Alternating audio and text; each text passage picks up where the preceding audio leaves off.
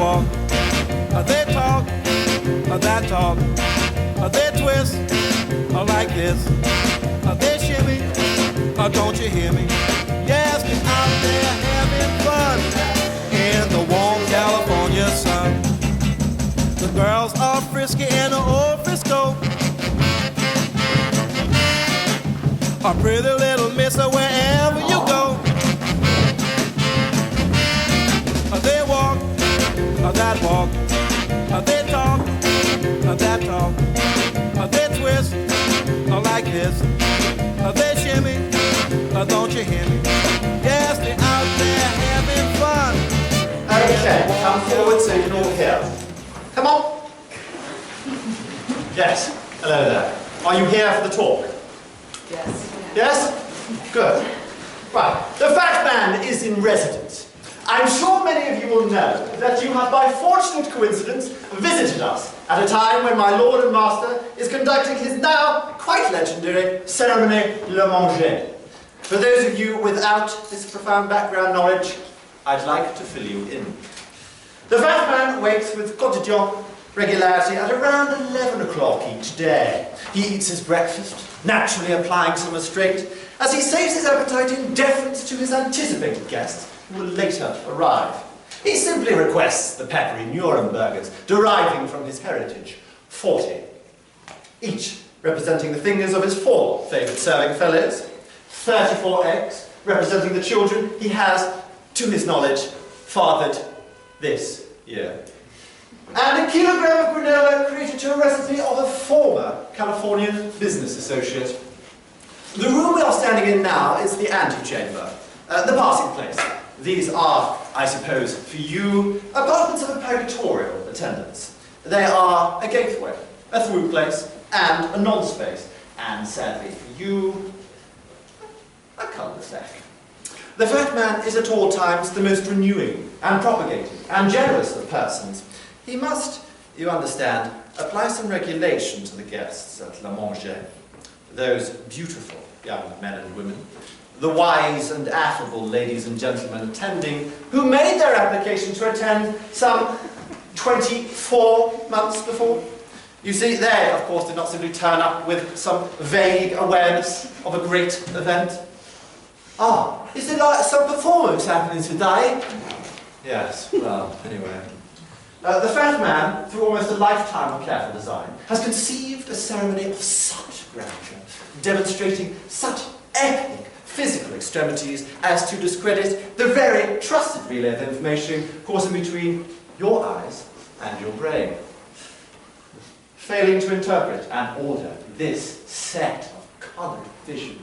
Ah, such confusing. And not only the smells or the sweet tastes carried on the air, but the colours. Oh, virulent vermilion jams and fluorescent fuchsias of fondant icing shaped deftly into floral embellishment across the lightest of Genoese sponge. Meringues achieving such heights as to defy any earthly understanding of the structural potential, yes, get in, of a few potential bucket loads of egg whites mixed with mounds of powdered sugar. Each peaked trough sort of echoes the poured wooden carvings of the Rococo flourishes in the room beyond. Oh, such painful disappointments. A crushing realization that you, too late to the show again, will not realize this potential. The gold leaf that in previous generations left the master craftsmen of the great courts of Louis XIV with deep and inconsolable feelings of inadequacy. The technological innovations that developed textiles of tremendous intricacy, yet with an ingenious resistance to grease, oils, and animal fats. These surfaces even resisted the evacuated spare proteins generated from the fat man himself. Yes. Of course, a useful function of home furnishings in any domestic environment, but one of particular ingenuity here. His dress? Why, he has no dress. According to the tradition established in the year 1964, when the fat man was but 13 years of age, all grand and restrictive dress was flung off. Complete and natural flesh is the only adornment he allows. Fine stretched and rosy blotched skin offers splendid surface possibilities for dining. He has a great appreciation of the excellence of haute couture, but he reserves his peacock-like tendencies for his other social events, and maintains a focus at this, le manger, on the food and the great consumptive act. There has been occasions when those prestigious figures attending le manger have perhaps anticipated some event that more exactly met their confining definitions of a decorous ceremony. They have bristled when faced with the eyeful of the great man. The acres of his dappled, rude, taut skin, the full and comprehensive covering of that luscious thatch, and the indeterminate, viscous syrup produced by the external and internal masturbatory performance. You know, he has shit all over him. Sorry, sometimes you just have to be explicit. So, where was I? After a light breakfast, he brushes his hair, teeth, and shaves with the help of several of his favourite serving fellows, whose attendance allows the fat man with undistracted virtuosity to plan and precisely compile a menu, complete with dishes and ingredients sourced from distant and exotic nations. His establishment of the prestigious Man's Centre for the Analysis of Delicious Food in Stamford 3 decades ago has allowed him to cultivate a whole team of loyal researchers, adventurers and anthropologists. These men and women have circumnavigated the globe and brought back foods that the fat man can legitimately claim to be the world's most delectable and incomparably delicious morsels. We simply don't have time for me to list examples. Take a moment now to remember the best thing you've ever eaten. Not necessarily the most expensive, or in a particularly luxurious of locations, but remember back to an occasion when your belt has dug persistently into your waist and a dull ache has entreated you to never move from that spot again. Remember back to that day when you groaned.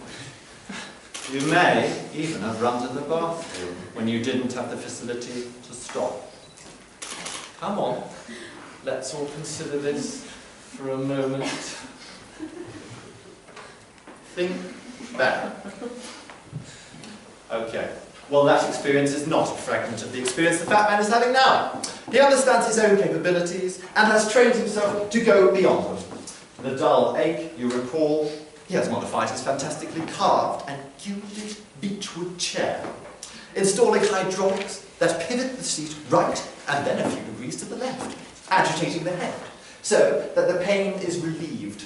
He has consulted a team of nutritionists and a set of exponents of the current trend for molecular food to formulate an order of eating the correct pH balance, and streamlines the eating experience so that digestive discomforts, gout, and kidney pains are minimized. The counter effects of this formula being only felt by those guests who are present, as a fog builds, resulting from the extraction fan. Many guests, upon leaving, state quite proudly that the heady atmosphere only adds to the spectacle, and they would never ask for a lessening of the sulfuric euphoria. The room beyond this door is the most grand. The fat man's seat is surrounded by a proscenium arch, with reliefs depicting multitudes of flawlessly attractive agricultural workers reaping in golden fields. It shows highly ornate, tiered cake. The pediment piece contains 2 proud Aberdeen Anguses opposite each other in profile, whilst a towering and intimidating Gloucester Old Spot is balanced perilously upon their backs. On top of this, a lamb with a fleece of intricate and fulsome curves perches, and upon his back a swan whose long, stiff neck curves downwards and captures the pig's twisted tail in his beak. A pudding nestles securely between the strong blades of the swan's shoulders.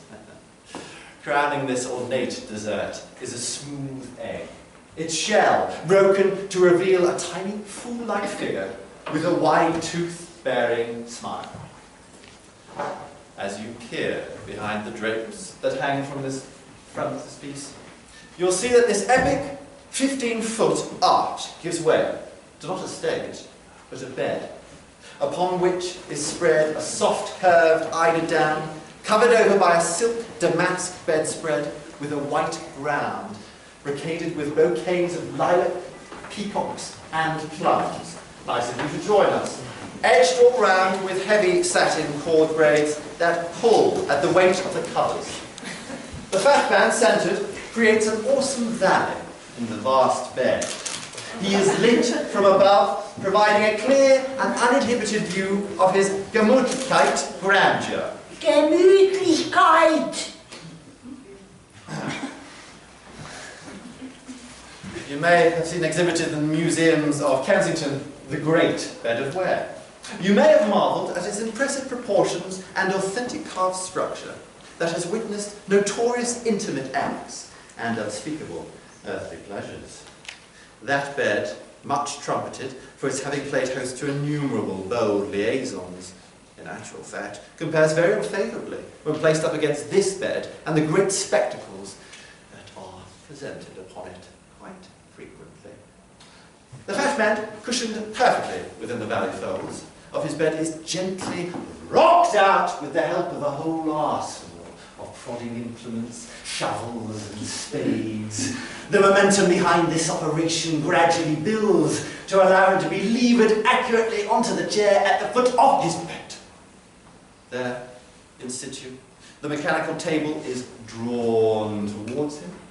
The engineering behind this set of coordinated manoeuvres has also been subject to the same rigorous evaluation and betterment to perfect the smooth transition from bed to dining table, all in readiness for the eat.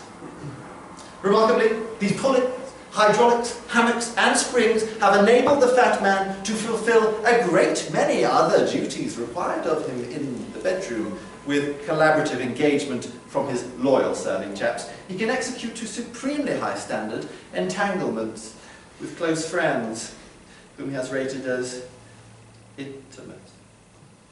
In no way hampered by his mass, he has an unbroken record of regularly exceeding expectations and fulfilling satisfactions. I may have diverted my point a little there.